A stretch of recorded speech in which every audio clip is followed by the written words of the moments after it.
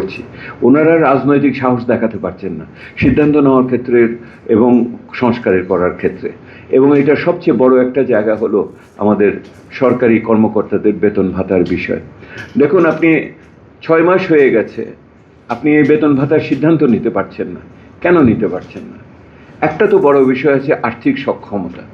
আর্থিক সক্ষমতা যে কত বলেছি আমরা, 1,40,000 কোটি টাকার ঘাটতি আপনারা, হ্যাঁ, কিন্তু আপনি বানিয়েছেন একটা সুরম্য প্রাসাদ, যে প্রাসাদের ভিতর দিয়ে বাতাস সঞ্চালন করে না। আপনি ওইটার ভিতরে এই জিনিসগুলো তো আপনার 6 মাস আগে জানার কথা ছিল। রিপোর্ট একটা দিয়ে গেছে অন্তর্বর্তী সরকার, তাকে আপনি মূল্যায়ন করে আপনি বলবেন যে আমার কত দূর পারবো, কত দূর পারবো না। আপনি সিদ্ধান্ত করেছেন যে 2 বছর ভাগে ভাগে দিবেন, সেটাও সকলে অনুমভাবে মেনে নিয়েছে। আমাদের নিজেদের ভিতরে কথা হয়েছে, এই সরকার এত দেরি না করে প্রথমেই একটা মহার্ঘ ভাতা দিয়ে দিতে পারতো 20-25% দিয়ে সে প্রার্থনা করতে সময় দেন, আরেকটু আমি বিবেচনা করি এটার ভিতরে, সেই সময়টার ভিতরে হতো। এখন আপনি যেখানে নিয়ে এসছেন, এখন তো বড় কিছু করা ছাড়া আপনার উপায় থাকবে না। আপনি এই জায়গাটাতে নিয়ে এসছেন, আপনি ধাপে ধাপে এটা করার যে সুযোগটা প্রথমেই ছিল সরকার এসে রাজনৈতিকভাবে, সেটা তো করলো না। আর আপনি যে বলছেন ওই যে টাকা নিয়ে টাকা ওইটা দিয়ে ধার করে করার বিষয়, আসলে ইংরেজিতে বলে হয় মানি ইজ ফাঞ্জেবল। আপনি ওই টাকাটা এসে যখন কোষাগারে জমা দেন, ওই কোন টাকাটা আপনি শিক্ষাতে দিচ্ছেন, কোন টাকাতে স্বাস্থ্য দিচ্ছেন, ওই টাকার গায়ে তো লেখা থাকে না। আপনার সামগ্রিক ব্যবস্থাপনায় আপনি কত শতাংশ এখানে দিচ্ছেন, কত শতাংশ ওখানে দিচ্ছেন, এইটা দিয়ে আমরা বুঝতে পারি। কিন্তু আমি এইটুকু বুঝি, রাজনৈতিক সাহস এইখানে দেখানোর ব্যাপার। আপনাকে স্বীকার করতে হবে যে 10 বছরে এই মানুষগুলোর বেতন বৃদ্ধি হয়নি, এবং ওখানে অনেক ধরনের মানুষ আছে, ওখানে সচিবও আছে, ওখানে দারোয়ান কর্মচারীও আছে, তাদের কথাও আপনার চিন্তা করতে হবে।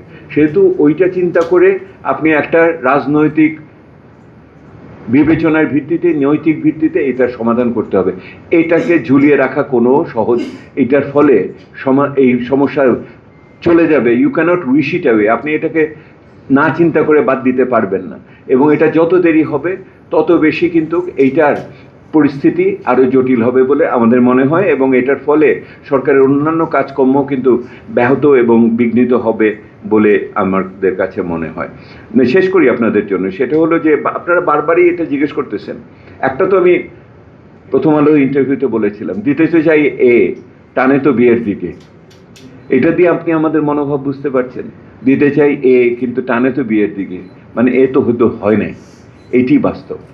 হ্যাঁ, এখন একটা শক্ত বি ধরে রাখার জন্য ওনারা বাদ বাকি পদ্ধতি কী নেবেন সেটা আমাদের বোঝার ব্যাপার। এবং সেখানে আমরা যেটা বলতে চাচ্ছি, ওনাদের হয়তো সদিচ্ছা আছে কিছু, কিন্তু ওনারা সক্ষমতা এবং সমন্বয় দেখাতে পারছেন না। এবং এই সক্ষমতা এবং সমন্বয়ের অভাবের জায়গাটা অনেক ক্ষেত্রেই রাজনৈতিক দূরদর্শিতার অভাব প্রতিফলিত হচ্ছে কিনা এইটা। এবং এইটা যদি ওনারা না করেন ঠিক মতো, আমরা এখন যেভাবে বলছি আর কি, আমরা একটা নির্দয় ভালোবাসার কথা সর্বদা বলেছি, সেইটাতে ওনাদের এই মুহূর্তে যেতে হবে। এবং সেটার মাধ্যমে ওনারা জনতুষ্টিবাদী যে পদক্ষেপগুলো নিচ্ছেন সেগুলি মনোগ্রাহী হলেও কঠিন অর্থনীতির ভিত্তিতে আমাদের বিনিয়োগ, বাণিজ্য, কর্মসংস্থান ইত্যাদির বিষয়টি অনেক বেশি গুরুত্বপূর্ণ। ওই জায়গাটাতে যেতে হবে, কর্মসংস্থানের জায়গাতে। আমি এখন পর্যন্ত ওনাদের আমি অনেক ইঙ্গিত দেখি, কিন্তু সঙ্গীত দেখি না। বুঝতে পেরেছেন? ইঙ্গিত দিচ্ছে কিন্তু সঙ্গীত দেখি না। ইংরেজিতে বলি আমরা, there are lot of noises but no music. আমাদের মিউজিকে যেতে হবে, lot of noises. এতবার সরকার পরিচালনা করে আসা একটি রাজনৈতিক দলকে, হ্যাঁ,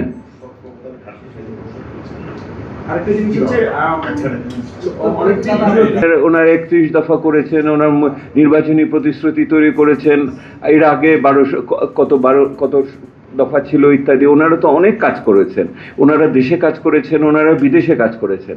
বাট ওগুলো তো হলো আপনার প্ল্যানিং বোর্ডের জিনিস, ওগুলোতে বাস্তবায়ন করা তো ভিন্ন জিনিস। ওই বাস্তবায়ন করার জন্য যে মানুষগুলো আছেন, ওনাদের হয়তো অনেকেরই তো পূর্ববর্তী কোনো অভিজ্ঞতা নাই, তাই না? ওনারা অনেকেই এখানে দেখেন সংসদে যারা আছেন অনেকেই তারা নতুন, এবং অনেকেই আছেন যারা কোনোদিন সেই অর্থে প্রতিষ্ঠান পরিচালনা করেন নাই, অভিজ্ঞতার ভিতর দিয়ে যেতে হবে। সেহেতু অনেকেই তো আছেন, ভালো ভালো মন্ত্রী আগেও ছিলেন, 20 বছর আগেও ছিলেন, মাঝখানেও ছিলেন, তো তারাই তো এখন আছেন। অর্থ বলি, যারা বিদ্যুৎ জ্বালানি বলি, তারা তো অভিজ্ঞ, এটার সাথে কিন্তু ম্যানেজমেন্ট কিন্তু হচ্ছে না এখন। এটার সাথে একটু সাপ্লিমেন্ট করি। এটার কোনো বিকল্প নাই টেকা ছাড়া। আমি এটার বিকল্প দেখি না এই মুহূর্তে। আমরা একটা নতুন উত্তরণ প্রক্রিয়ার ভিতরে আছি। এই উত্তরণ প্রক্রিয়াকে গণতান্ত্রিক, প্রাতিষ্ঠানিক, অর্থনৈতিক, সামাজিকভাবে, এমনকি রাজনৈতিকভাবে এই উত্তরণকে আগামী দিনে এগিয়ে নিয়ে যাওয়ার ব্যাপার রয়েছে। আমরা যে এত আগামভাবে এই কথাগুলো বলছি, কারণ আমরা ওনাদের সাফল্যকে নিশ্চিত করার জন্য।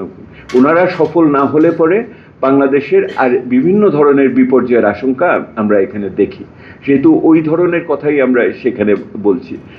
কিছু বলো না? তার মানে দাদা আপনি অভাবের কথা আমরা যেটা বলছি, তার সবচেয়ে প্রকাশ হলো যে প্রতিষ্ঠানগুলোকে ওনারা দাঁড় করাতে দিবেন কিনা। যে সমস্ত প্রতিষ্ঠানের ভিতরে আইন তৈরি হয়, যে সমস্ত প্রতিষ্ঠানের ভিতর দিয়ে আইন প্রয়োগ হয়, যে সমস্ত প্রতিষ্ঠানের ভিতর দিয়ে আইনের নজরদারি করা হয়, এবং যদি ব্যর্থ হয় তাহলে বিচার করা হয়, সেই প্রতিষ্ঠানগুলোকে নষ্ট করবেন কিনা। ওই যে পুরনো সরকারের নির্দেশিকা অনুযায়ী যাবে কি যাবে না, তার সবচেয়ে সেই অর্থে আমাদের দুশ্চিন্তামূলক সংকেত হলো ওনারা এই প্রতিষ্ঠানগুলোকে আবার রাজনীতিকরণ করার দিকে এগোচ্ছেন কিনা। ওনারা যদি রাজনৈতিক পদায়ন করেন তাহলে এটার জন্য সবচেয়ে বেশি ক্ষতিগ্রস্ত হবেন ওনারা নিজেরা। কারণ হলো ওনারা যেই সমস্ত সংস্কারের কথা বলেন, অর্থনীতিতে যে উন্নয়নের যে বিনিয়োগ ইত্যাদির কথা বলেন, আর্থিক খাত ইত্যাদি, সেইটার সাথে যদি অন্যান্য সংস্থাগুলো, যেহেতু দুর্নীতি দমন কমিশন বলেন, মানবাধিকার কমিশন বলেন, গুম কমিশন বলেন, আগামী দিনের নির্বাচন কমিশন বলেন, এইগুলি যদি ঠিক মতো, এবং বিশেষ করে সরকারি কর্মকর্তা নিয়োগ ক্ষেত্রে পাবলিক সার্ভিস কমিশন বলেন, এগুলি যদি রক্ষা করতে না পারেন তাহলে অন্যগুলো কিন্তু আপনার কাজ করবে না। এইটাই বাস্তব, এবং এইটার ভিতরেই কাজ করার বিষয় রয়েছে। আপনারা যে বললেন যে সরকারের ভিতরে ওনারা পুরনো মানুষ ইত্যাদি ইত্যাদি, একটা আছে মানুষ, অভিজ্ঞতা, আরেকটা হলো কাঠামো, তার ভিতরে যারা কাজ করেন, এবং ওনাদের দলের ভিতরে অভ্যন্তরীণ গণতন্ত্র ইত্যাদি ইত্যাদির বিষয় সব কিছু রয়েছে। শক্তির জায়গায় আমি আরেকটা বলি, আমরা এর মধ্যে করেছি, কি বলে, আলোচনা করেছি, আপনারা অন্যান্য দেখেছেন, জরিপ দেখেছেন, এই মুহূর্তে সরকারের চেয়ে প্রধানমন্ত্রী বেশি জনপ্রিয়। সরকারের যে অ্যাপ্রুভাল রেটিং সেটাও খারাপ না, 50-এর উপরে, কিন্তু জনপ্রিয় হলো প্রধানমন্ত্রী। ওই প্রধানমন্ত্রী তার যে ব্যক্তিগত জনপ্রিয়তা আছে সেটা দিয়ে উনি রাজনৈতিক সাহস দেখিয়ে নিজের দলের লোকজনদের ঠিক পথে পরিচালনা করতে পারবেন কিনা, আমলাকে ঠিক মতো জায়গাতে রাখতেন পারবেন কিনা, এইটি আমি বড় চ্যালেঞ্জ হিসেবে দেখি। যদি আপনি দেখেন যেই দেশে প্রতিষ্ঠান দুর্বল, যেই দেশের নিয়ম নীতিতে দুর্বলতা, যেই দেশকে একটা